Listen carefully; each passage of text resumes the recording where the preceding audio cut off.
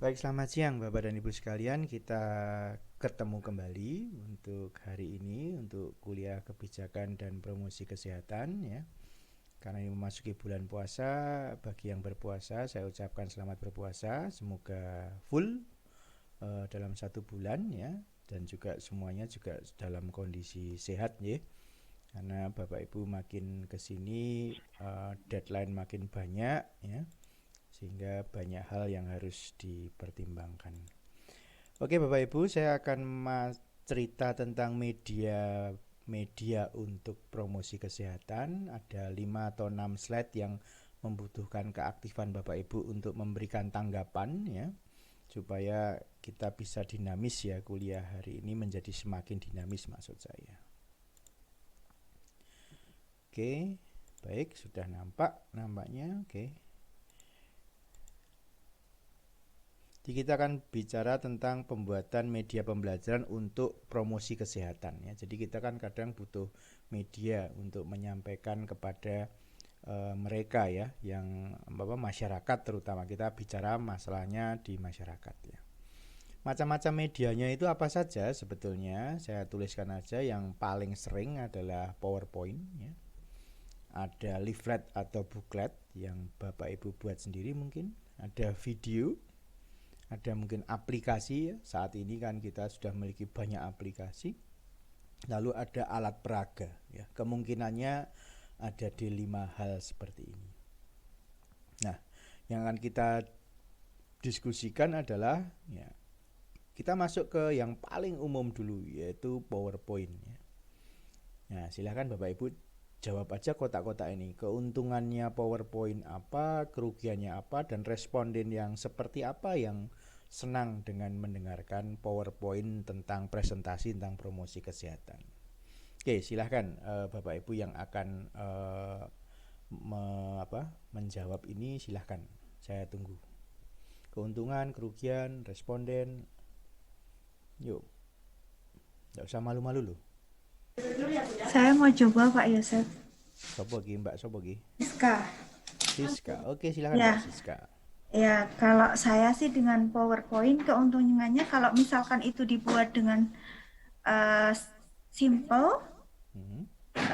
itu bisa yang mendengarkan juga enak, tapi juga harus disertai bagi yang menjelaskan harus benar-benar jelas sehingga yang mendengarkan tidak bosan.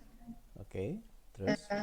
Kalau terus untuk kerugiannya kalau misalkan itu apa PowerPoint-nya hanya mengcopy paste dari tulis Hmm. di ini jadinya panjang lebar, orang jadi Hmm. males melihat, mendengarkan, jadi bikin bosan sehingga responden tidak antusias untuk mendengarkan. Tidak antusias. Oke. Ya. Lalu responden yang seperti apa yang suka dengan PowerPoint ini? Responden yang pastinya suka baca, lihat lihat apa ya? Ya dia tidak bisa baca tulis pastinya. Oh, jelas ya, terus. Responden yang apa sih Pak? Yang suka suka membaca sih pastinya. Oh, yang suka membaca. Oke. Baik ya. Jadi keuntungannya jelas ya, simple ya. Tapi kerugiannya kalau copy paste mungkin malah tidak menarik ya. Oke. Ada yang mau nambahin lagi? Saya, Satu lagi. saya tambahi keuntungan Pak Oh. Yosep. Oh, keuntungan. Oh, Ya, biasa Mas Bagus ini mikirnya tadi untung untung. tok. Saya PowerPoint yang ini kan bisa diselipkan film-film Pak Yosef sehingga lebih menarik. Oke. Lebih Oh, menarik atau kita menggunakan gambar-gambar hidup lainnya sehingga lebih menarik dan menarik attention dari responden. Saya kira responden ya. responden yang hampir umum saya kira bisa menerima Pak Yosef saya kira karena ini terutama yang bisa membaca. Kalau tidak respondennya yang mohon maaf yang daya bacanya kurang ya lebih baik diselipi gambar dan film-film yang banyak Pak Yosef. Oke, Kira-kira seperti itu oke, Pak Yosef. Terima oke. kasih. Jadi secara umum memang PowerPoint ini tool yang paling, ya menurut kita sih simple ya, menurut kita simple sehingga hampir semua responden mudah untuk mendengarkan ini. Keuntungannya juga namanya aja PowerPoint. Jadi isinya adalah poin-poin ya, tidak boleh bercerita terlalu panjang terkait di PowerPoint ini, walaupun kadang kita semua mengabaikan tentang hal itu. Jadi sebenarnya filosofinya PowerPoint ini adalah isinya PowerPoint. Kalau kita mau baca aturannya dalam satu slide itu maksimal adalah 6 sampai 8 baris misalnya begitu, kalau itu bentuknya baris. Syukur-syukur ada gambar, ada animasi, atau mungkin hanya tabel seperti ini, itu adalah hal yang memicu untuk diskusi. Tadi tambahan dari Mas Bagus, ada diselipkan ya video atau animasi dan sebagainya. Tapi itu tambah berat ya, menambah berat dan mungkin malah susah untuk dikirim kalau dibutuhkan untuk dikirimkan. Oke, PowerPoint kita sudahi. Leaflet atau booklet? Nah, ayo siapa yang mau menjawab? Leaflet atau booklet untuk melakukan promosi kesehatan. Apa keuntungan, apa kerugian, dan respondennya kira-kira siapa yang suka dengan leaflet atau booklet ini?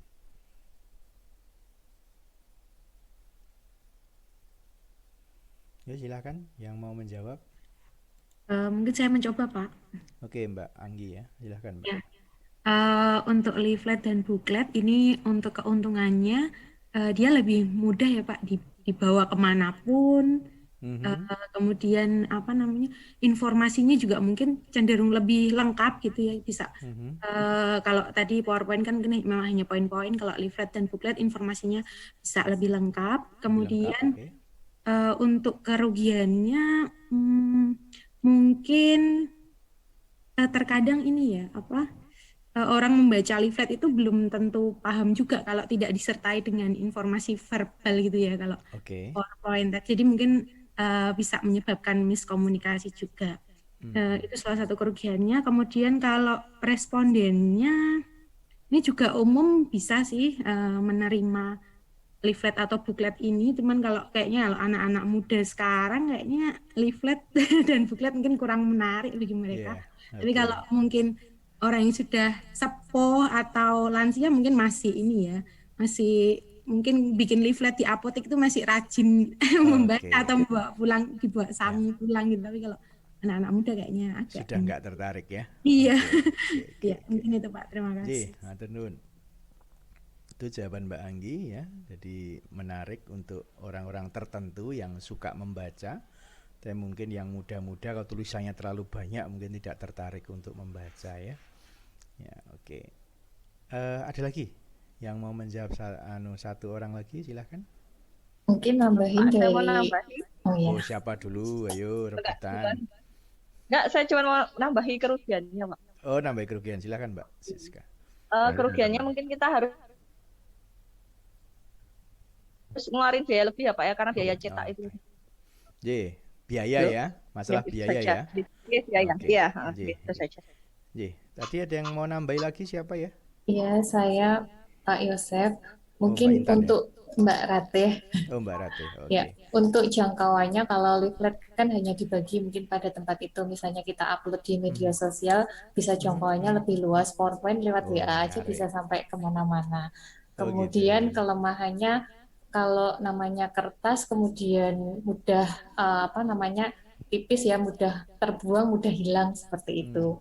Kalau disimpan di Instagram untuk misalnya dia dibuat di medsos gitu kan, tersimpan terus di situ, dapat dibuka lagi. Oke. Menarik ya dari Mbak Ratih ya. Oke. Ya, jelas kalau memang leaflet atau booklet yang dicetak saat ini memang menjadi mahal ya, menjadi mahal.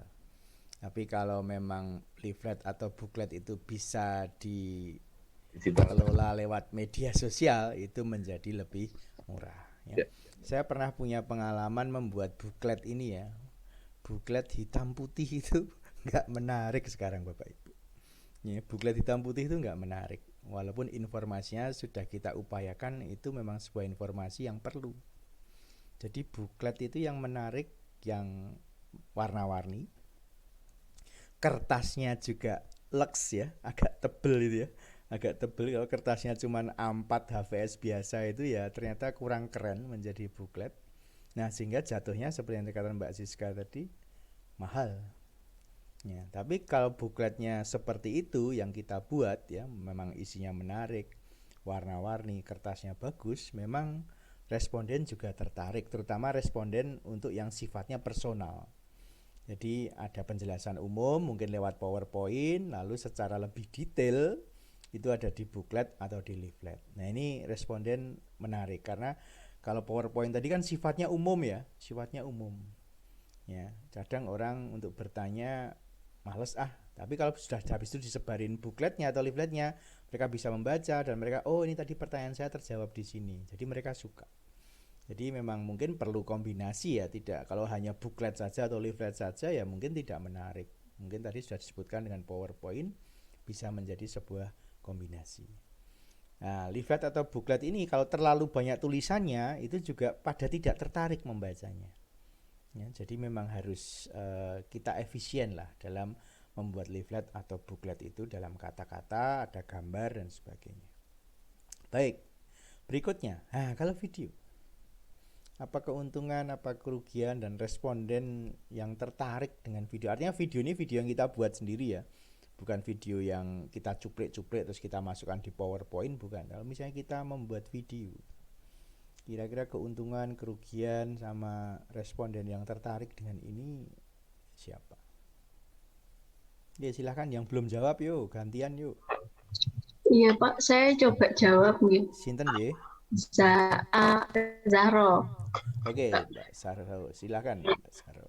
Untuk video keuntungannya lebih banyak sih Pak. Soalnya kan kalau video keuntungannya dari mulai anak-anak, remaja sampai ibu sama ibu bapak itu lebih tertarik dengan video, dengan melihat, dengan edukasi pembuatan video itu dia lebih rinci. Maksudnya kita ngomong sedikit, terus sama disisipin gambar-gambar gitu. Oh ternyata gini, ini tuh ternyata ini gitu. Terus sedangkan untuk kerugiannya itu mungkin kalau banyak ini ya, kerugiannya nggak terlalu ini. Kalau respondennya bisa untuk semua kalangan sih Pak. Itu untuk kerugian. Kalau untuk kerugiannya mungkin buatnya susah. Ya, buatnya susah. Iya, buatnya. Buat kita video yang buat sendiri loh ya, bukan video yang comot dari YouTube ya. Walaupun boleh. Ya, boleh. kayak gitu. Oke. Kalau nggak gitu, ini videonya bikin animasi gitu kan Pak. Animasi itu kan juga keuntungannya juga lumayan banyak sih. Betul, animasi ya. Animasi kalau gratisan cuman 3-5 menit, Bu. Kalau yang software Berbayar, khusus ya. yang gratisan itu hanya tertentu ya. Ya, itu tantangan ya. Kalau ingin bikin video yang pendek, saya rasa dengan yang gratisan saja mungkin cukup. Tapi kalau bikin yang agak panjang, memang harus berbayar ya. Oke, kalau untuk video ini saya rasa untuk teman-teman yang sudah membuat video sudah cukup tahu ya. Kerugiannya jelas waktu, biaya, gitu. Ya, senangnya banyak ya, bisa ketemu, bisa memperbaiki skenario yang ada di tulisan, begitu dimainkan kok nggak pas ya, lalu diganti. Nah, ini adalah membuat kita makin belajar lebih banyak. Sebenarnya walaupun Bapak Ibu mungkin merasa tidak belajar apa-apa, tapi sebetulnya di situ belajar banyak sekali ya. Sudah menskenario, dicobakan nggak pas, diatur sana sini, kata-katanya diganti, itu adalah sebuah keuntungan ya bagi pembuatnya. Kalau bagi respondennya jelas video itu kan menggabungkan kemampuan visual, audio, dan kinestetik atau gerakan. Seseorang kalau menonton video itu otomatis indera mata, indera telinga, dan indera rasa itu akan tergerak secara bersama-sama. Ini sebenarnya keuntungan video itu di situ.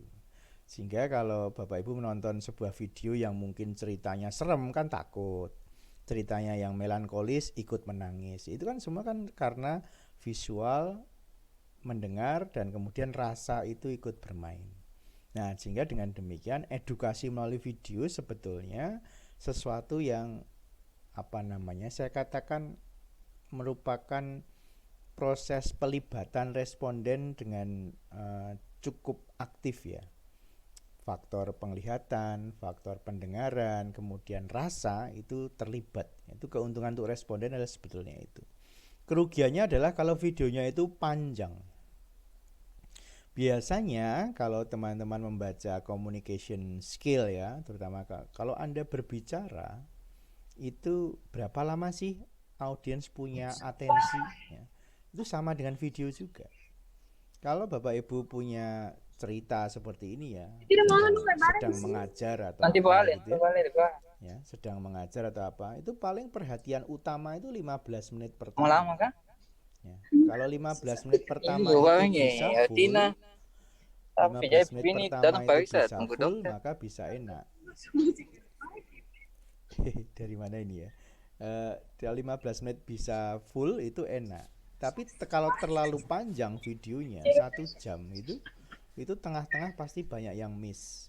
Biasanya kalau sudah akhirnya misalnya seorang mengajar, oke, kita akan masuk ke kesimpulan. Nah, itu matanya baru buka lagi. Oh ya, apa yang disimpulkan. Jadi video ini memang dilematis ya. Kalau Bapak Ibu punya channel YouTube dan melihat hasil analisis channel YouTube-nya ya, seperti yang sering saya lakukan sendiri.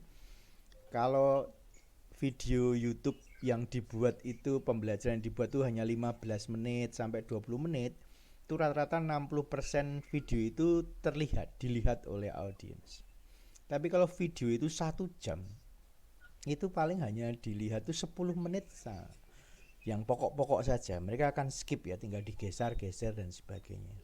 Jadi betul yang dikatakan, makanya YouTube itu kalau video di atas 15 menit kan harus ada autorisasi. Tapi kalau kurang dari 15 menit itu tidak perlu autorisasi.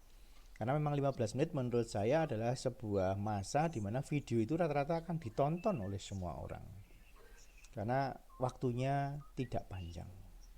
Ya, jadi kerugiannya kalau videonya panjang, responden Zoom juga mungkin akan menjadi bosan. Tapi video ini adalah sesuatu media yang sangat kuat untuk menanamkan sesuatu lah pada responden gitu ya. Jadi kalau teman-teman ada yang mau risetnya sekaligus membuat video, saya rasa adalah sesuatu yang menarik juga.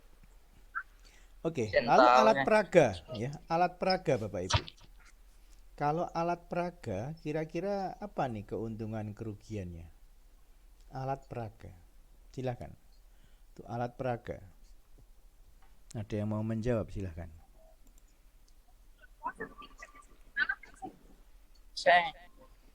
Siapa yang mau menjawab? Mungkin saya mau coba menjawab Pak Yosef. Ya, siapa? Ya. Erika ya? Erika, iya Pak. Kalau untuk alat peraga itu keuntungannya berarti kan kita bisa langsung melakukan demonstrasi gitu ya Pak. Jadi langsung dipraktekkan gitu sehingga yang diberi edukasi itu akan lebih paham begitu terkait cara penggunaan maupun lain-lainnya begitu. Kemudian selain itu ketika kita langsung praktek, otomatis penjelasan itu akan lebih masuk ke audiens begitu. Kan hanya ketika kita presentasi saja. Kemudian kalau dari kerugiannya, otomatis kita membutuhkan biaya tambahan karena perlu alat peraganya itu. Kalau respondennya yang suka sebenarnya bisa di semua kalangan ya Pak, tapi terutama khususnya untuk orang tua gitu, karena mereka akan lebih paham ketika langsung berpraktek begitu kalau menurut saya. Baik, terima kasih Bu Erika ya. Ada yang lain? Nambahin Pak Yosef. Kalau kerugian mungkin Pak Yosef, kalau seperti buklet kan bisa dibawa oleh si responden Pak. Kalau alat peraga kan cuma punya si ya nggak bisa dibawa kemana-mana untuk belajar terus Pak Yosef. Terima kasih. Oke, masih ada kerugian yang lain silakan. Ada loh. Ada Pak. Apa? Saya. Apa? Dia harus mengeluarkan uang untuk beli alat peraga. Oh jelas. Ada lagi yang di luar itu? Terbatas Pak penggunaannya. Dan waktunya juga kan. Jadi nggak bisa setiap saat diberikan. Oke, ada lagi? Iya Pak, nggak semua orang bisa ikut meragakan, soalnya kan kalau alat peraganya cuma beberapa. Pendamping peragaan itu loh kan butuh orang ahlinya ya. Misalnya kita kebetulan yang mau hadir 40 orang ya. Kita peragaan ya, peragaan penggunaan MDI inhaler ya. Kalau cuma satu kan mubazir. Kalau kita buat 10, satu MDI regane piro kan gitu. Tapi bagus. Ya misalnya beli 10 ya, beli 10. Oke, berarti satu alat peraga untuk 4 orang. Wah, ideal banget. Tapi kan trainernya harus 10. Untuk mendampingi masing-masing kelompok tadi kan harus ada pendampingnya. Jadi bagus, tapi membutuhkan trainer yang lebih banyak atau alatnya Pak Yosep ya. Juga lebih banyak, dan trainernya itu harus punya penyamaan persepsi yang sama tentang misalnya bagaimana menggunakan MDI inhaler. Nah ini kan tidak mudah ya. Tapi memang betul keuntungannya ini teori dan praktek jalan. Itu seperti itu yang harus kita ketahui adalah. Dari mana ya suaranya? Oke, jadi ceritanya Mas Sahrul. Oh gitu. Mas Sahrul katanya. Oke, tak mute ya. Nah, jadi di alat peraga ini sebetulnya memang powerful ya, powerful sekali. Terutama misalnya Bapak Ibu, kemarin itu saya habis menguji yang CBIA ya, cara belajar insan aktif itu kan sudah sangat terkenal. Pasti menggunakan alat peraga. Dan memang terbukti dengan sangat baik bahwa biasanya audiens menjadi lebih paham terhadap sesuatu kalau kita menggunakan alat peraga. Lalu yang berikutnya adalah kok video bentar mogok aplikasi. Nah sekarang kita masuk di era teknologi informasi toh. Kadang kalau kita mau menjangkau anak muda, kita bisa melakukan promosi kesehatan tentang bagaimana memilih aplikasi tentang misalnya informasi kesehatan atau pembelian obat online atau apapun yang bisa mereka lakukan. Saya rasa ini perlu hal-hal khusus ya di sini ya. Ya, jadi banyak aplikasi yang sekarang sudah mulai dibuat ya. Di sini diperlukan teknik-teknik untuk menggunakan sesuai peraturan yang berlaku misalnya. Seperti pembelian obat secara online misalnya, itu kan tanda petik kan masih ada yang setuju dan ada yang tidak setuju seperti itu ya. Nah ini hal-hal seperti ini sebetulnya seharusnya mulai dikenalkan juga. Aplikasi-aplikasi seperti apa yang memang sudah melakukan proses pemberian online secara misalnya mengikuti peraturan yang berlaku misalnya. Ini adalah hal-hal yang penting yang harus bisa kita lakukan kepada mereka ya. Jangan sampai adanya aplikasi-aplikasi ini justru malah membuat peredaran obat yang secara online yang seharusnya sesuai dengan aturan menjadi tidak sesuai aturan ya. Ya, ada website-website tertentu yang masih menjual obat keras ya, ada narkotik, psikotropik. Nah, ini kan hal-hal yang tidak benar. Nah, itu harus kita beritahukan. Nggak boleh kalau beli obat misalnya narkotik atau psikotropik atau obat keras langsung melalui aplikasi tertentu. Semuanya ini harus melalui dokter misalnya. Nah, ini adalah sebuah cara promosi kesehatan juga yang bagus. Memang tidak terkait langsung dengan peningkatan kesehatan individu ataupun masyarakat secara umum, tapi lebih pada bagaimana cara mereka mendapatkan sesuatu dengan benar. Harapannya kalau mendapatkan sesuatu dengan cara yang benar, ya mereka akan menjadi lebih sehat kalau yang dicari adalah obat misalnya begitu. Dan tidak hanya itu, kan ada aplikasi-aplikasi yang terkait informasi kesehatan atau informasi obat. Ini yang mungkin akan menjadi tren di masa mendatang ya.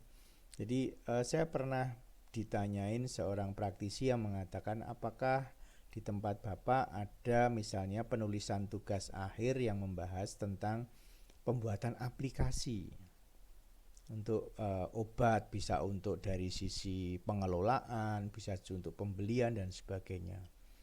Wah, itu tidak mudah, memang tidak mudah Pak, tapi kami memerlukan. Jadi para praktisi-praktisi itu memerlukan, syukur-syukur ada yang mau mengerjakan dalam bentuk skripsi atau penelitian, maka tentunya bisa dibuat kerjasama. Karena dengan demikian kan hasilnya applicable ya, dapat diterapkan minimal di tempat mereka sendiri. Sebetulnya banyak sekali Bapak Ibu ya, terutama Bapak Ibu yang tertarik misalnya riset tentang pembuatan aplikasi untuk pengelolaan obat atau tentang informasi obat atau apapun misalnya seperti itu, atau training. Bahkan sekarang ada sebuah website yang mengkhususkan pada training ya. Trainernya nggak perlu bayar untuk menggunakan domain itu, tapi kalau trainer itu mau menggunakan domain itu untuk melakukan pelatihan, maka pesertanya yang ikut melalui domain itulah yang membayar. Ya itu sebenarnya sama saja, tapi paling tidak trainer, sebentar. Saya ada tamu, sebentar.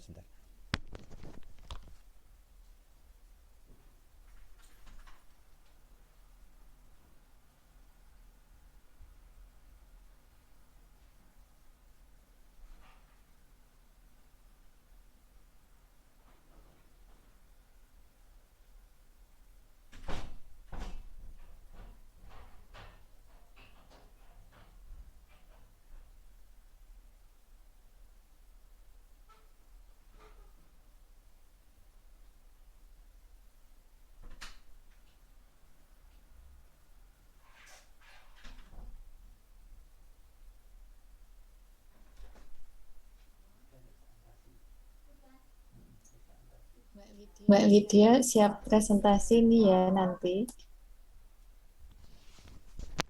Oke.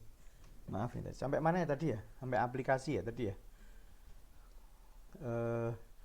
Jadi untuk aplikasi ini tadi saya teruskan sangat dibutuhkan ya. Kalau Bapak Ibu mau riset terkait pembuatan aplikasi tertentu, mungkin yang dibutuhkan tempat kerja Bapak dan Ibu, itu adalah sesuatu yang sangat menarik misalnya. Itu seperti itu.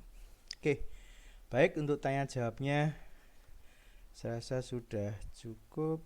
Nah, kombinasi ya. Tadi kan masing-masing cuma satu ya. Dan ternyata dari cerita Bapak Ibu tadi, kemungkinan besar kalau hanya menggunakan satu media itu kecil kemungkinan. Yang paling umum mungkin PowerPoint. PowerPoint bisa diikuti dengan leaflet atau booklet. PowerPoint bisa diikuti dengan alat peraga. Ya. PowerPoint bisa disisipi video dan macam-macam dan sebagainya. Jadi saya rasa pembuatan media yang mungkin Bapak Ibu akan lakukan kalau Bapak Ibu melakukan promosi kesehatan, maka kemungkinannya menggunakan kombinasi. Ini yang banyak terjadi. Oke. Baik, nah sekarang bagaimana prinsip pembuatan media tersebut? Nah ini Bapak Ibu yang mungkin kita bisa sambil cross check dengan teman-teman angkatan 6 yang sudah membuat video ya. Kita sambil cross check saja. Nah, ini Bapak Ibu yang ingin kita sampaikan. Jadi ada 3 poin penting yang harus kita pahami waktu kita ingin membuat sebuah media untuk promosi kesehatan. Ada 3 kata kunci, yaitu understanding, judgment, dan responsible. Understanding itu bagian tentang pemahaman ya. Dari sisi kita yang membuat, kita itu ingin mereka itu belajar apa. Jadi kita harus mikir, saya mau memberikan promosi kesehatan tentang dagu sibu antibiotik. Kita ingin mereka tentang antibiotik gitu aja. Kita ingin mereka belajar apa ya tentang antibiotik? Macam-macam. Bisa dagu sibunya, ya. Bisa yang kemarin contohnya 4T1W atau khusus resistensi. Macam-macam itu. Kita ingin mereka belajar apa? Setelah itu kita bertanya, bagaimana cara mereka itu untuk belajar? Itu yang membuat terjadi pertemuan antara ide dari yang akan melakukan promosi kesehatan dengan calon responden atau masyarakat yang ingin didampingi. Sehingga kita menjadi tahu kita ingin mereka belajar apa dan bagaimana cara mereka belajar untuk membentuk pemahaman mereka. Tentunya sebelum kita mengatakan kita ingin mereka belajar apa dan bagaimana cara mereka belajar, itu tentu diawali dengan sebuah analisis kebutuhan. Misalnya ada salah satu bimbingan saya yang memberikan survei deskriptif tentang bagaimana pemahaman masyarakat di situ tentang obat hipertensi. Dia melihat dari 4 atau 5 dimensi. Hasilnya ternyata dari sisi pengetahuan mereka masih lemah di poin misalnya resiko pengatasan efek samping, kemudian obatnya itu boleh dibeli tanpa resep atau harus dengan resep dan sebagainya, itu ternyata masih mengalami kelemahan. Nah, dari observasi yang dilakukan itu sebetulnya di tuliskan di situ, pengetahuan mereka masih lemah di beberapa dimensi. Nah, dari sini sebetulnya kalau kita ingin merancang program promosi kesehatan, kita menjadi tahu, oh kita ingin mereka menjadi lebih paham tentang gitu, bagaimana cara mendapatkan obat antihipertensi yang benar, dan bagaimana mereka tahu bahwa mereka sedang mengalami efek samping dari sebuah obat antihipertensi yang mereka gunakan. Itu dari sisi analisis kebutuhan dari hasil riset itu adalah seperti itu. Sehingga kita merancang, saya akan buat medianya apa ya supaya mereka menjadi tahu tentang obat hipertensi itu. Lalu bagaimana cara mereka belajar supaya mereka menjadi lebih paham? Nah, itu adalah proses understanding. Nah, setelah mereka mengalami proses belajar, kita jadi ingin tahu juga. Kita ingin mereka itu sudah mengerti. Sampai sejauh mana mereka itu mengerti? Yaitu biasanya kita berhenti sejenak bisa dengan menggunakan sarana untuk berdiskusi. Itu yang tidak dinilai ya, berdiskusi, melakukan tanya jawab. Jadi kita menjadi tahu sejauh mana mereka bisa mengerti. Atau kita membuat sebuah kuesioner untuk mengetahui pemahaman mereka tentang antibiotik. Itu hasilnya adalah sebuah judgement ya. Hasil dari pemahaman itu akhirnya kita bisa mendapatkan informasi apa? Apakah mereka sudah tahu atau mereka belum tahu? Dari sisi itu, kalau kita hasilnya mendapatkan kuesionernya, oh hasilnya ternyata belum memuaskan, maka bagaimana cara kita melakukan tindak lanjut terhadap tempat itu? Sebagai contoh misalnya kemarin saya pakai yang puskesmasnya Bu Atin ya, misalnya memakai program apa Bu? Kasmaran obat ya. Misalnya Bu Atin mendidik tentang para kader, tentang obat. Lah ini proses tindak lanjutnya harus dipahamkan. Apakah para kader itu sudah paham tentang obat tertentu yang dimaksudkan? Kalau mereka belum paham, bagaimana caranya membuat mereka lebih paham? Jadi kita tindak lanjuti dulu training untuk para kader ini sebelum mereka akhirnya nanti akan merupakan perpanjangan tangan apoteker untuk memberikan informasi tentang obat kepada masyarakat. Dan seandainya kader ini sudah tahu betul tentang misalnya obat antihipertensi atau KB atau apapun ya, maka tindak lanjutnya menjadi jelas. Oh, kalau mereka sudah paham, maka mereka kita minta untuk menularkan informasi yang mereka sudah ketahui, mungkin dengan kita memberikan booklet atau leaflet yang menjadi dasar mereka mengajar tentang informasi obat pada masyarakat yang ada di daerahnya. Nah, ini adalah sebuah cara di mana kita ini mendidik kader-kader untuk kesehatan masyarakat tentang obat di masyarakat, karena kita mungkin ruang jangkauannya itu besar, maka tidak bisa kita lakukan sendirian, maka kita membutuhkan bantuan kader-kader ini. Nah, ini dari understanding, judgment, dan responsible inilah kita bisa melihat bahwa sebuah proses yang kita lakukan itu nantinya akan bermanfaat atau tidak di masyarakat sasaran. Ya, jadi 3 kata kunci ini, understanding, judgment, dan responsible. Itu seperti itu. Itu biasanya sudah menjadi menarik kalau itu di promosi kesehatan. Kalau misalnya di riset biasanya mungkin terkait bagaimana melakukan sesuatu, lalu hasil akhirnya kesimpulan itu di judgment, tapi responsible biasanya merupakan sebuah saran ke masa depan dilanjutkan seperti apa. Itu arahnya demikian. Nah, kemudian kok nggak jalan nih. Nah, proses transfer informasi ini caranya bagaimana Bapak Ibu ya? Proses transfer informasi ini tadi, kalau tadi understanding, judgment, dan responsible, ini kita bagi 3 juga ya. Dalam waktu understanding itu kita akan menyiapkan materi dan cara yang menyenangkan. Kita harus mengingat responden kita yang belajar itu adalah responden kita atau masyarakat yang ingin kita buat lebih cerdas tentang upaya kesehatan mandirinya. Harapannya kalau upaya kesehatan mandirinya menjadi baik, maka kesehatan masyarakatnya juga akan baik. Karena kita bidang farmasi, maka kita beritahukan informasi-informasi tentang penggunaan obat yang benar ya, misalnya benar dan baik, itu misalnya begitu. Jadi kita menyiapkan materi dan cara yang menyenangkan. Nah, harapannya adalah responden itu belajar dengan saya lihat di sini adalah melihat, mendengar, dan merasakan. Contoh tadi media yang membuat mereka mendengar, melihat, mendengar, dan merasakan itu adalah salah satunya adalah video. Salah satu. Di mana mereka itu melibatkan panca inderanya itu komplit. Jadi intinya adalah waktu kita membuat mereka itu memahami sesuatu, buat mereka itu terlibat secara penuh. Ya, tadi melihat, mendengar, dan merasakan itu simbolnya adalah seperti itu. Ya, merasakan bisa diekspand dengan misalnya dengan alat peraga, mereka memegang alatnya, mereka mencoba menggunakan itu tahapan lain dari, karena dengan itu kan kita sudah langsung melakukan sesuatu. Jadi simbol merasakan ini lebih ke arah ke melakukan juga. Dan mereka melihat alatnya, kemudian alatnya seperti ini toh. Bagaimana cara menggunakannya? Dia sudah mulai ingin tahu dan sebagainya. Lalu kemudian yang di bagian judgement kita menyiapkan form untuk mengetahui capaian, atau bisa kita pakai refleksi sederhana saja, ditanyain tadi juga bisa. Dan mereka, apa tugas mereka? Mereka menuliskan pengalaman belajarnya saja.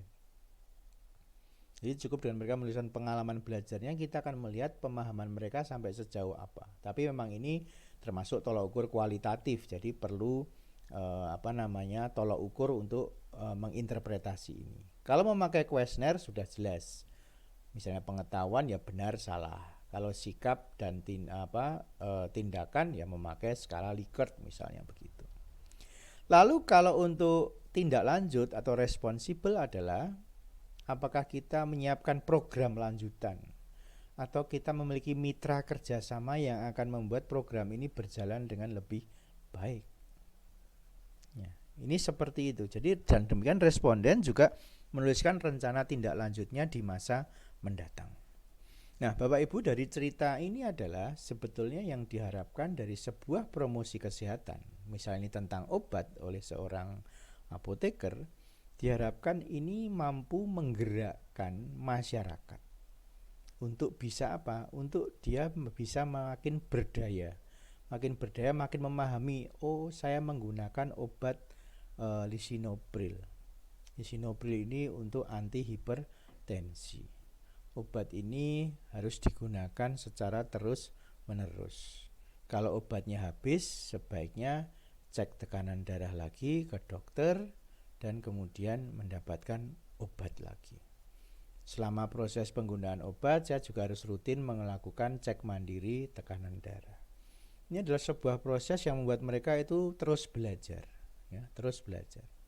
Kalau menggunakan, apakah ada efek samping yang mungkin merugikan, ya, namanya golongan ACE inhibitor, apakah ada batuk, sehingga mereka tahu kalau saya batuk mungkin saya mengalami efek samping dari ACE inhibitor. Tapi lisinopril saya rasa lebih kecil dibandingkan captopril.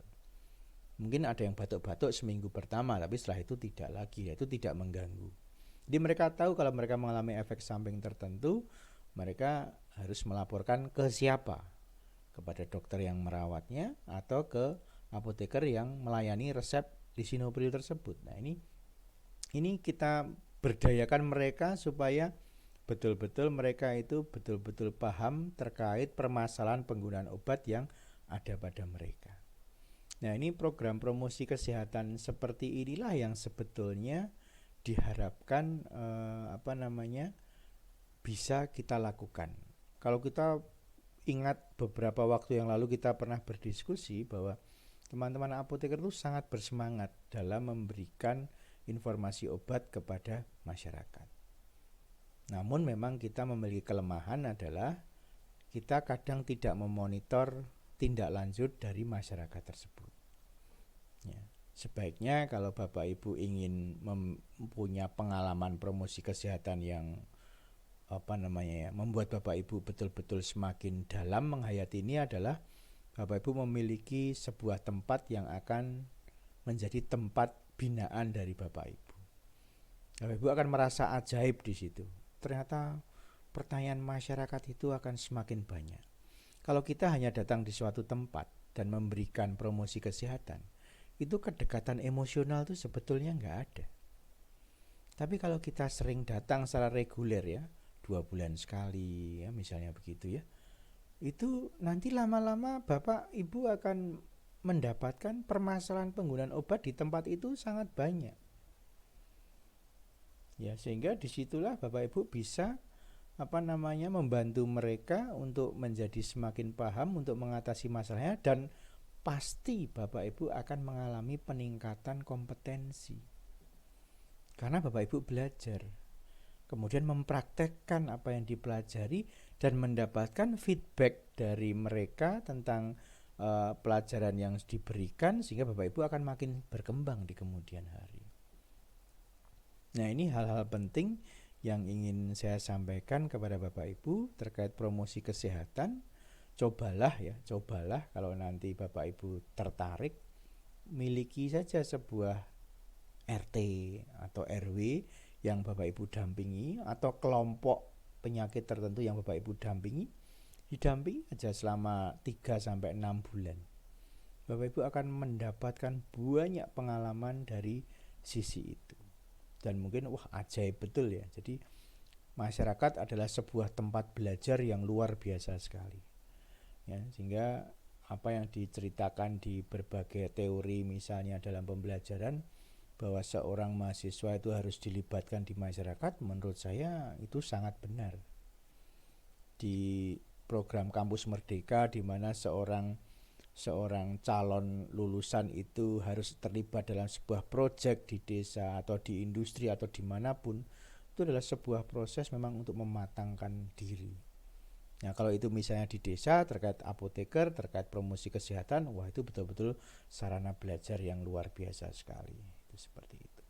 Nah, ini kata understanding yang tadi yang sudah kita bahas ya cukup lama. Ada PowerPoint, video YouTube, video kreasi mandiri, diskusi interaktif atau demonstrasi dengan alat peraga, leaflet, booklet atau aplikasi. Itu adalah media-media yang kita pakai biasanya untuk memperkuat pemahaman mereka. Itu seperti itu. Dan ya mungkin masih ada lagi yang tidak saya tulis di sini, tapi adalah yang paling familiar yang terjadi dalam program promosi kesehatan. Kemudian berikutnya judgement ya. Judgement ini penting ya. Jadi Bapak Ibu sudah memberikan materi, sudah merancang leaflet, booklet, sudah membuat video dan sebagainya. Tapi apakah mereka paham terhadap apa yang Bapak Ibu berikan? Jadi ini kita katakan sebagai pendalaman terhadap materi Bapak Ibu. Judgement ini adalah learning by reflecting ya. Jadi dia akan belajar semakin mendalam dengan merefleksikan apa yang sudah dia alami. Caranya sederhana Bapak Ibu, hanya ada 3 kaca kunci, yaitu past, present, sama future. Pastnya apa? Past itu masa lalu. Tulis saja mereka apa yang sebelumnya mereka ketahui tentang materi ini. Mereka sebelumnya itu mereka tahu tentang materi ini tentang apa. Dan kalimat pertanyaan yang kedua, setelah mendengarkan Bapak Ibu presentasi, hal baru tentang pengetahuan maupun praktek setelah mendapatkan materi hari ini itu apa? Di situ akan terlihat gapnya Bapak Ibu. Terlihat sebelumnya mereka misalnya tentang antibiotik, apa yang sebelumnya mereka sudah tahu, dan setelah mereka mendapatkan presentasi tentang antibiotik, apa hal baru yang mereka peroleh. Ini Bapak Ibu akan menjadi tahu. Oh, hal mana yang membuat mereka dari tidak tahu menjadi tahu. Ya, ini adalah hal yang menarik, sehingga mereka akan otomatis, misalnya tadinya hanya tahu tentang 3 poin tentang antibiotik, dapat hal barunya 5. Jadi otomatis sekarang mereka memiliki 8 hal baru tentang antibiotik. Ya, ini hal yang penting, ini learningnya semakin dalam gitu. Terus ditutup dengan judgement ini apa? Tuliskan minat mereka untuk menindaklanjuti materi hari ini untuk perbaikan dalam kehidupan mereka. Misalnya mereka menganggap pertama antibiotik adalah suatu, kalau saya taunya menggunakan antibiotik itu kalau saya merasa sudah sembuh nggak perlu digunakan lagi. Setelah mendengarkan materi tentang antibiotik, mereka mengatakan, oh ternyata antibiotik itu harus digunakan sampai habis. Tidak peduli saya sudah merasa sembuh, tapi selama antibiotiknya masih dari resep dokter itu dan kita beli sejumlah itu, ya harus dihabiskan supaya mikroorganismenya betul-betul mati sehingga tidak terjadi resistensi. Misalnya refleksinya sampai demikian. Lalu tindak lanjutnya apa? Nah, seharusnya harapannya dari mereka yang dari tidak tahu tentang penggunaan antibiotik yang pertama kalinya hanya digunakan seperlunya dan sekarang harus habis, maka minat mereka adalah bila saya mendapatkan antibiotik maka saya akan menggunakan obat itu sesuai aturan sampai habis.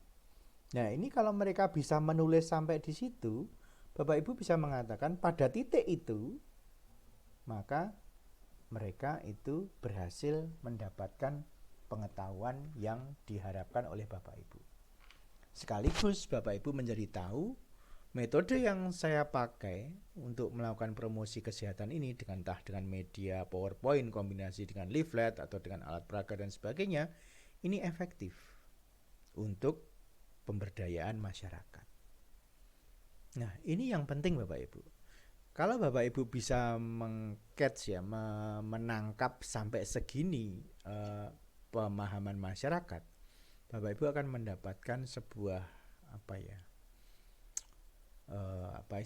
akan mendapatkan sebuah feedback yang luar biasa yang sebetulnya mungkin tidak bisa dihargai dengan materi sekalipun.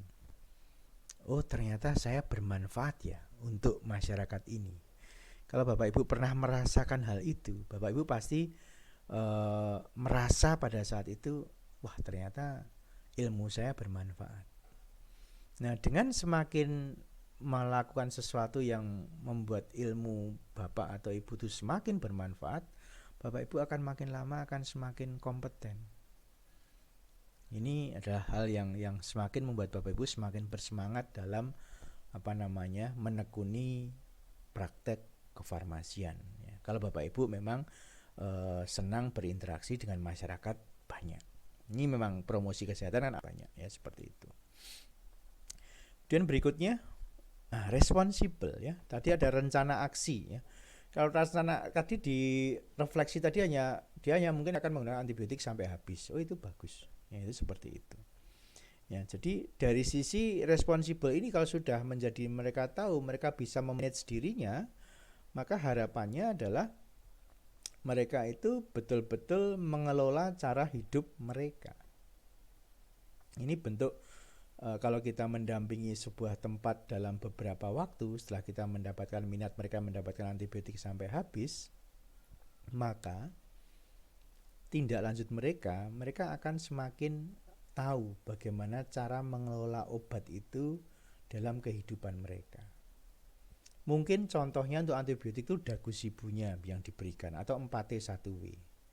Tapi kalau ada obat baru yang akan mereka gunakan, mereka bisa mengingat kembali dagus ibu yang sudah diberikan oleh Bapak atau Ibu atau 4T1W yang sudah diberikan Bapak Ibu.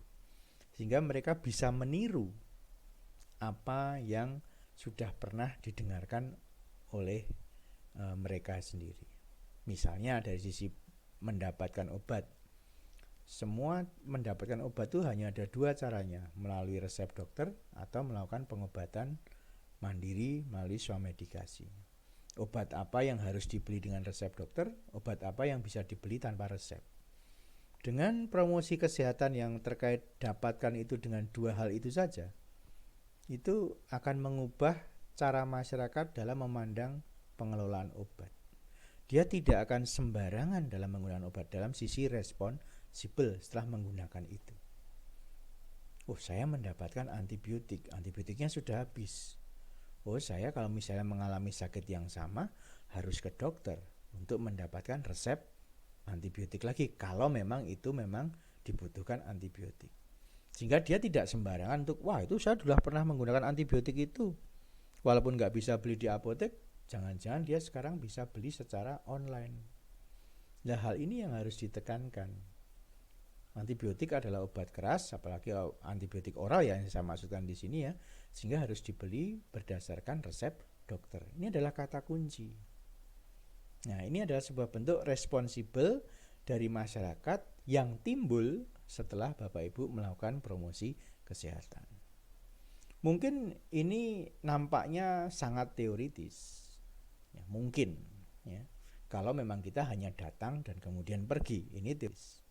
Tapi misalnya Bapak Ibu stay di sini, ya, stay di suatu tempat, rutin menyambangi itu dalam sebuah program, pasti Bapak Ibu akan bisa memantau bagaimana penggunaan obat ini di masyarakat. Sebagai contoh misalnya, program pengembangan masyarakat yang ditawarkan Dikti saat ini itu bukan program yang sifatnya datang terus pergi ya. Akhir-akhir ini program yang ditawarkan Dikti itu misalnya pengabdian masyarakat itu panjangnya 10 bulan. Dalam 10 bulan itu apa yang harus dilakukan? Prosesnya pendampingannya seperti apa saja. Sehingga di hasil akhirnya adalah masyarakat bisa semakin berdaya. Ya, ini adalah sebetulnya prinsipnya sama dengan promosi kesehatan sampai dalam fase responsibel ini. Di mana kita membuat masyarakat menjadi semakin bertanggung jawab terhadap misalnya penggunaan obat yang telah mereka gunakan. Ya, syukur-syukur dalam responsibel ini kita membangun aliansi strategis dengan kita sudah buat dengan seperti ini. Yuk kita kerjasama dengan pihak pemerintah, dalam hal ini misalnya puskesmas. Nih kami dari kelompok ini sudah melakukan promosi kesehatan di bidang ini, hasilnya seperti ini. Apakah bisa ditindaklanjuti oleh puskesmas ya? Atau kami bekerja sama dengan puskesmas untuk secara rutin ke sini ya, apapun itu saya rasa itu akan membuat masyarakat menjadi semakin tahu tentang obat misalnya gitu. Jadi untuk responsibel ini untuk kerjasama dengan pihak lain, pihak ketiga yang selama ini sebetulnya kurang mendapatkan perhatian.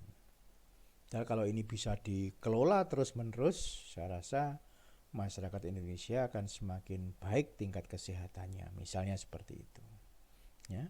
Sehingga di responsibel ini, yang slide kedua ini adalah Bapak Ibu kalau bisa nanti sampai memberdayakan mereka dan sebagainya, maka Bapak Ibu akan lama-lama dari berbagai peristiwa-peristiwa yang Bapak Ibu temui, Bapak Ibu akan menjadi agen perubahan di bidang kesehatan, agent of change. Ya, ingat WHO pun juga mengatakan bahwa semua lulusan tenaga kesehatan itu diharapkan menjadi agent of change atau agen-agen perubahan di bidang kesehatan dimanapun mereka berada. Kalau kita ada dalam kondisi masyarakat ini, ya mau tidak mau kita harus menjadi agent of change pada komunitas misalnya seperti itu. Dan Bapak Ibu juga sekaligus menjadi orang yang peduli. Salah satu 7-star pharmacist yaitu caregiver yang nomor 1. Orang yang menjadi peduli, dan Bapak Ibu akan membuat mereka, responden itu menjadi orang-orang yang memiliki kemampuan self-directed learning atau belajar memahami sesuatu berdasarkan kemampuan mereka yang akan mereka olah sendiri. Ini adalah hal penting yang membuat masyarakat makin berdaya untuk semakin paham tentang obat. Jadi promosi kesehatan ini adalah sesuatu yang sebetulnya sangat luar biasa. Saya mengatakan sangat luar biasa karena di sini terbuka luas, peran apoteker di komunitas itu terbuka sangat luas sekali. Baik Bapak Ibu melakukan bersama program di institusi Bapak Ibu, atau Bapak Ibu mencari dana dari luar yang bisa Bapak Ibu lakukan sehingga sebuah komunitas menjadi semakin berdaya atau makin semakin paham tentang obat, itu adalah sesuatu yang bisa jadi dilakukan dengan sangat mudah saat ini. Nah, sekarang saatnya berpikir ya misalnya gitu. Bapak Ibu kemarin sudah membuat ya UTS kemarin kan, judul kegiatan, responden, sampai kuesioner kan sudah saya minta untuk membuat rencananya, walaupun saya belum membaca semua. Tapi saya memang tidak pernah bertanya di situ media apa yang dipakai. Nah, saatnya kita berpikir nih, Bapak Ibu, dari materi yang sudah Bapak Ibu jawab di UTS itu ya, media apa yang akan saya buat untuk promosi kesehatan sesuai dengan jawaban saya yang ada di UTS kemarin. Ini saatnya berpikir untuk itu. Bapak Ibu mulai dari UTS kemarin sudah didesain untuk tahu judulnya, tujuan, manfaat, kemudian siapa yang dilayani, lalu indikator capaiannya apa ya. Itu sudah dibuat oleh Bapak Ibu. Terus bagaimana membuat mereka belajar? Tentunya kita harus medianya apa ya untuk membuat mereka belajar. Nah, ini saatnya Bapak Ibu mencoba merenung aja ya, merenung kembali apa sih yang akan saya sampaikan, media apa yang akan saya sampaikan ya. Jadi mungkin Bapak Ibu terus bisa memikirkan, saya akan membuat media belajar apa ya, kontennya apa, lalu kreativitas seperti apa yang akan saya berikan di media, di pembuatan itu, lalu akhirnya saya memilih bentuk apa, PowerPoint saja atau ada alat peraga atau booklet, leaflet, dan kemungkinan mitra kerja saya siapa ya. Saya masih mengatakan kemungkinan karena tidak harus Bapak Ibu saya memiliki mitra kerja ini dan akan saya lanjuti, itu lebih baik. Tapi seandainya tidak, kemungkinan mitra kerja yang bisa saya ajak kerjasama itu siapa. Nah, ini adalah hal-hal penting yang ingin saya sampaikan ya. Saya ingin membuat kuliah ini semakin kesini itu semakin ada alurnya. Jadi dari sisi OTS hari ini saya minta memberikan informasi tentang media supaya Bapak Ibu mencoba memikirkan media seperti apa yang akan saya buat untuk promosi kesehatan yang saya jawab di UTS kemarin ya. Bapak Ibu kan sudah jawab nih di UTS kemarin. Lalu medianya apa yang ingin saya buat atau saya siapkan. Nah, ini yang mungkin perlu dipikirkan ya untuk Bapak Ibu sekalian, karena materi saya hanya tinggal 1 kalau tidak salah untuk minggu depan. Setelah itu akan kita isi dengan Bapak Ibu untuk mencoba mempresentasikan media yang Bapak Ibu buat ya, media yang Bapak Ibu buat, atau bagaimana cara Bapak Ibu untuk membuat mereka memahami sesuatu ya, itu bisa dilakukan dalam bentuk praktek gitu, seperti itu. Oke, saya rasa dari sisi materi sudah saya sampaikan. Mungkin Bapak Ibu ada yang mau bertanya sesuatu, silahkan loh. Kalau ada yang mau bertanya sesuatu, silahkan. Sementara ini saya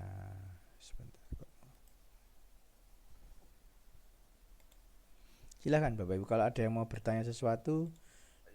Oke, silahkan. Monggo. Pak Yosep, mau tanya Pak Yosep mengenai tentang apa Mas? Tentang apa? Dari kegiatan prokes itu sendiri Pak Yosep. Saya kemarin agak bingung ya. Evaluasinya Pak Yosep. Monggo. Jadi setelah kita Pak Yosep, dari evaluasinya Pak Yosep.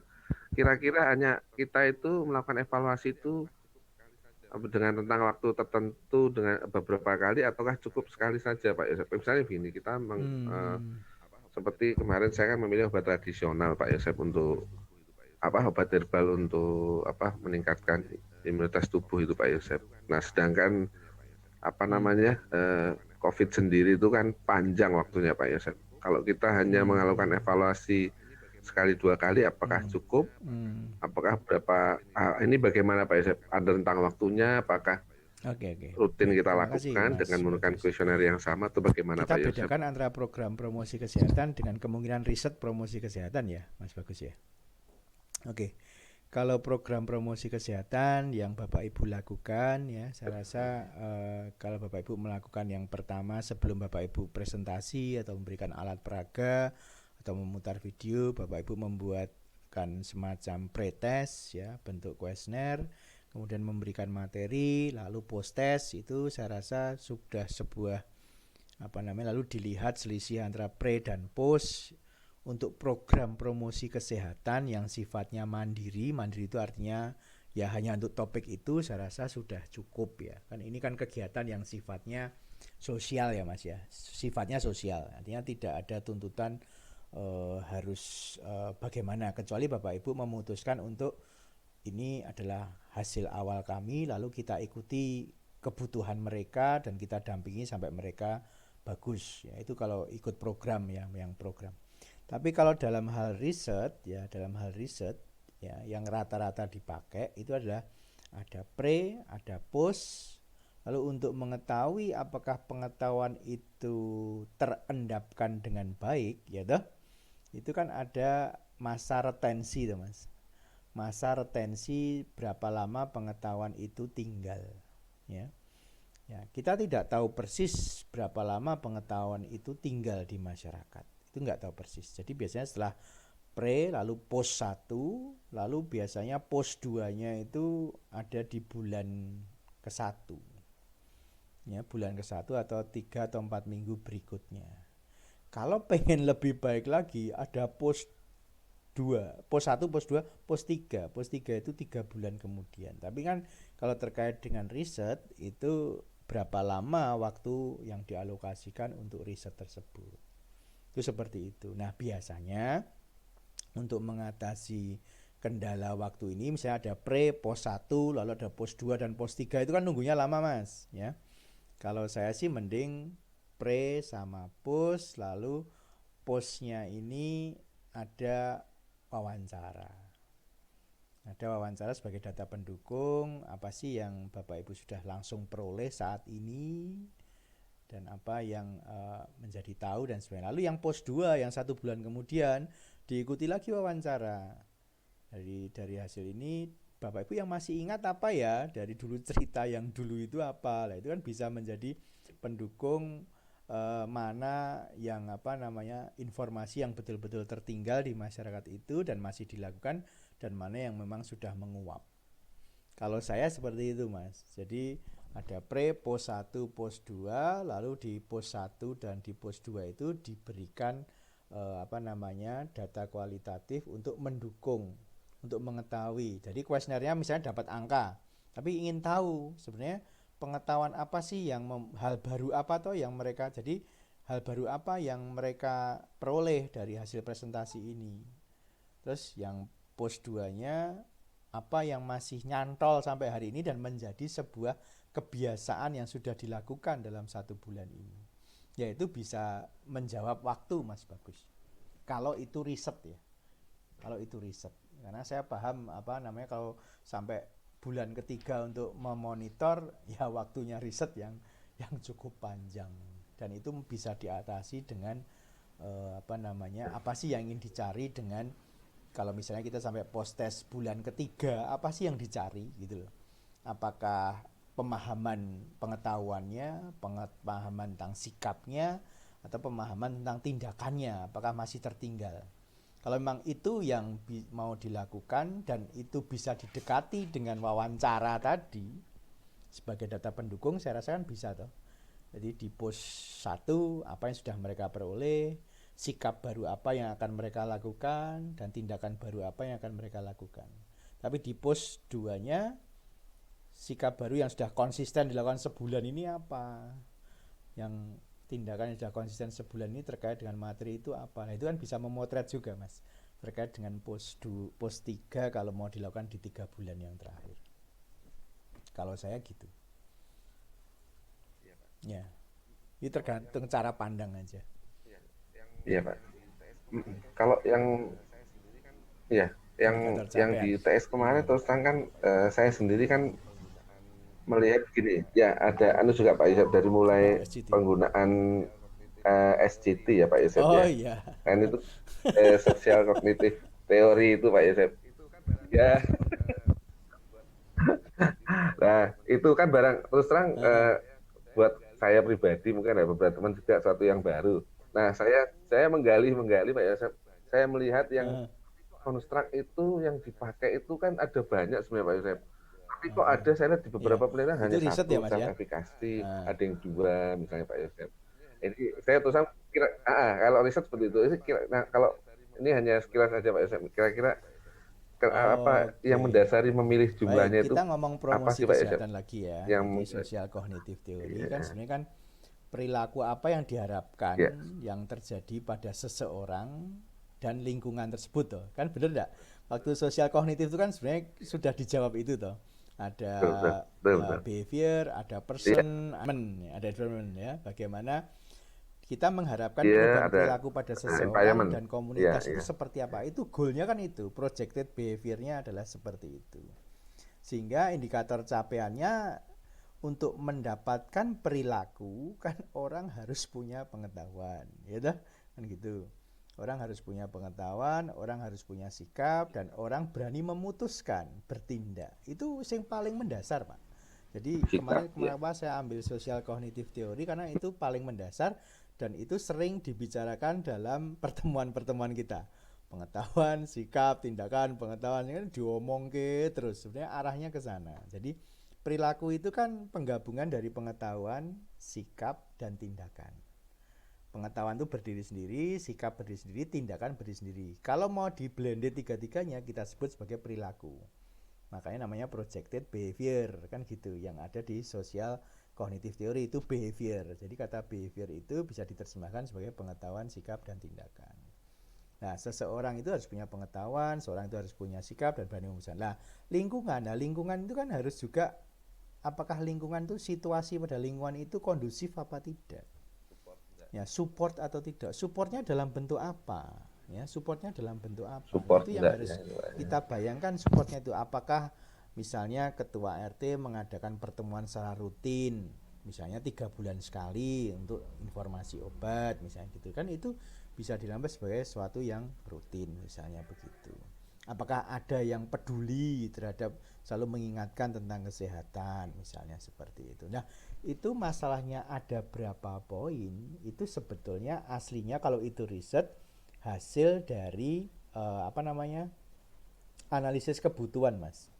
Analisis kebutuhan. Jadi tidak ada yang bisa menjawab sebetulnya berapa jumlahnya misalnya itu. Tidak ada yang baku.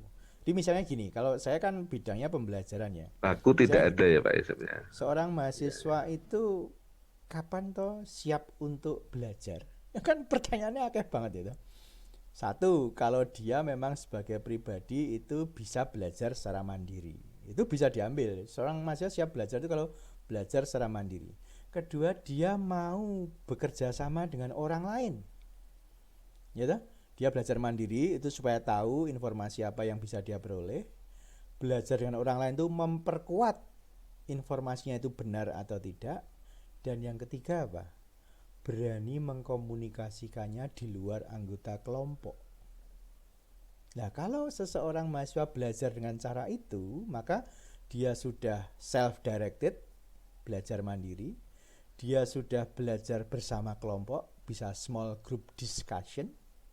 Dan kalau dia bisa mengemukakan pendapatnya pada kelompok lain, dia melatih komunikasi, melatih kepercayaan diri, dan sebagainya. Nah, menurut pendapat saya, ini sudah menjadi basic membuat seseorang mahasiswa siap untuk belajar. Jadi saya bisa mengatakan basic seseorang siap untuk belajar yaitu 1, mempunyai kemampuan mandiri, mampu berkolaborasi, dan mampu mengemukakan pendapat di luar kelompoknya. Nah, ini ada teorinya, Mas. Teorinya namanya teori first, second, and third person.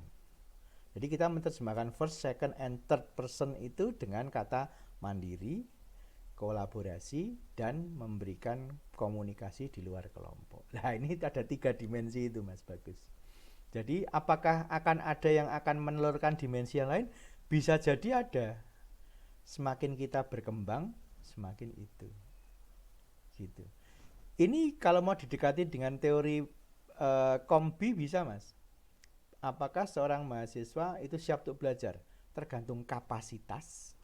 Kapasitas itu kemampuan dia menyerap pembelajaran, informasi, motivasi. Apakah dia punya peluang untuk mendapatkan ilmu? Itu 3 itu sudah. Nah, tinggal di breakdown di masing-masing itu gimana caranya untuk mendapatkan projected behaviornya perilaku belajar. Ya itu, Mas, ceritanya demikian. Nah, ini kan belajar toh, kasih sosial kognitif itu yang paling gampang. Kalau pakai yang presit itu kan cukup kompleks ya, rumit. Nah, biasanya hanya diambil secara parsial juga. Sosial kognitif teori tadi cocok untuk Promkes, dan menurut saya kalau Bapak Ibu mau menerapkan Promkes, ya pikirnya itu, masyarakat ini saya suruh belajar apa? Lingkungannya mendukung enggak? Nah, itu lalu buat materi yang membuat dia belajar dan membuat lingkungan ini sadar tentang itu. Misalnya bank sampah misalnya gitu. Bank sampah itu apa? Bank sampah itu kan person itu dilatih untuk apa? Melakukan clustering tuh. Mana sampah yang dapat didaur ulang, mana sampah yang tidak dapat didaur ulang, kan intinya cuma itu ya. Misalnya sampah kertas barang itu, terus sampah organik, satunya sampah plastik, itu kan dibedakan. Jadi orang sudah biasa melakukan clustering, jadi orang sudah bisa langsung, oh ini bisa ditindaklanjuti ya, kertas-kertas jadi satu, mungkin nanti akan dijual. Kan ada yang bank sampah mengelolanya sampai demikian. Yang jadi daun-daun dijadikan pupuk. Yang plastik ya sudah, nanti diapakan. Nah, itu seperti itu. Lingkungannya mendukung enggak? Menyediakan bak sampah 3 warna itu enggak? Untuk mana untuk ini, mana untuk itu. Nah, itu kan lingkungan. Nah, itu contohnya begitu. Jadi Bapak Ibu mulai S2 ini cobalah misalnya mempelajari sebuah teori, dibaca yang simpel aja. Jadi kalau sudah interaksi 3 hal itu biasanya sudah complicated Bapak Ibu. Ya, person, lingkungan sama behavior. Wah, itu sudah kompleks Bapak Ibu. Itu sudah lah. Kalau S3 nanti teori A, teori B, teori C dadekno siji lagi gawenen itu sebagai sebuah originalitas. Nah, itu bedanya di situ aja. Kalau Bapak Ibu yang di S2 ini menerapkan sebuah teori. Kalau S3 ada berbagai macam teori, ya silahkan dikombinasi sehingga menghasilkan sesuatu yang novelty, yang kebaharuannya seperti apa. Nah, itu bedanya di situ, Mas. Sidik loh bedanya cuman.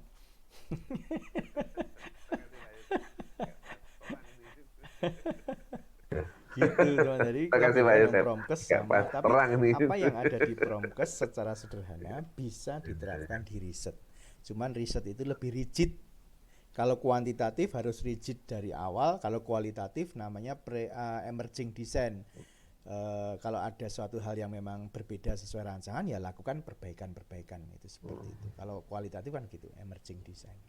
Makanya pertanyaan di kuesionernya hanya probing, hanya pertanyaan panduan. Tidak pernah ada panduan wawancara itu pertanyaannya rigid, itu enggak ada. Tapi hanya panduan wawancara. Artinya pertanyaan-pertanyaan yang menjadi panduan. Masalah apa rincian yang ditanyakan tidak semua akan bisa ditulis karena sifatnya emerging design begitu. Gitu Bang. Iya. Monggo Bapak Ibu. Pak Yosep, matur nuwun Pak Yosep. Kalau yang mau bertanya untuk promkesnya boleh, untuk mau mengarah ke riset juga boleh. Katanya pusing di review, ya toh reviewnya ndang di posting aja biar ndak pusing. Nanti pusingnya hilang kok kalau sudah submit itu pusingnya hilang. Itu pasti. Itu menuju submitnya itu yang pusing. Menuju submitnya itu Pak. Menuju submitnya itu. Mbak Plu sudah menjelang tuh Pak. Mbak Plu sudah menjelang. Belum Pak, belum kemarin keliru punya saya. Ya sak tekane sik toh. Yang penting submit dulu. Kalau ada jawaban perbaikan, perbaiki, gitu aja. Yang penting jangan lupa proposalnya. Gitu. Nah, proposalnya jangan lupa karena yang penting adalah setelah itu adalah proposal penelitian. Nah, dari semua kuliah yang sudah diperoleh selama S2 pasti akan saling melengkapi satu sama lain untuk lebih memahami tentang riset yang akan Bapak Ibu lakukan. Pasti akan memahami. Dari saya promosi kesehatan, Bapak Ibu bisa memetik apa untuk risetnya. Dari sisi yang lain metodologi penelitian dapat apa. Ya. Jadi banyak. Saya rasa dari semua kuliah yang Bapak Ibu peroleh itu pasti akan mendapatkan bagian-bagian yang harus disinergikan untuk menjadi sebuah riset seperti itu. Silakan kalau ada yang pertanyaan silakan loh, nggak usah malu-malu. Monggo, siapa yang mau bertanya? Wah ini tumben ini terus bingung meneng kabeh silensium tuh gimana? Apa terus berpikir gitu ya? Apa yang sudah dilakukan? Ya betul. Slide-nya sekarang Slide-nya kan saatnya berpikir Pak Yosep. Sudah minggu ke-7 atau ke-8 gitu. Ya, antara liburan pada waktu lebaran atau ya, liburan nggak boleh ya, ke Semarang aja nggak boleh ini dari Jogja, hanya boleh di sekitaran Jogja saja. Oke. Silakan Bapak Ibu kalau misalnya akan ada pertanyaan tentunya dengan senang hati akan dijawab seperti itu. Ojo meneng wae bingung. Yang biasanya banyak tanya kok pada diem ya. Silahkan loh. Atau pada sibuk di tempat kerjanya masing-masing, jadi terus. Oh ya, satu lagi yang mungkin minggu depan kita koordinasi yang Abdimas ya, untuk yang kelompok angkatan 6 ya. Mungkin saya beritahukan di grup aja kapan kita koordinasi lagi untuk persiapan untuk setelah lebaran ya. Ngaten ya Bu Ratih ya. Gitu ya. Oke, kita akan persiapan aja nanti. Ayo silakan yang mau bertanya, tumben ini pada diem. Gimana ini? Bangun. Bangun. Dari tadi ya tuh. Bu Siska tumben diem bangun kok Pak dari tadi. Stres dicerita ke. Stres Mak. Bu Ratih sudah submit, sudah lega. Ini menyusul Bu Ratih ya Pak, bentar lagi. Oh belum. Ya, dia mau submit juga itu Pak. Mau submit. Belum Pak, masih koreksi Bu Aris Pak. Ya Pak, mau nanya, saya bingungnya gini.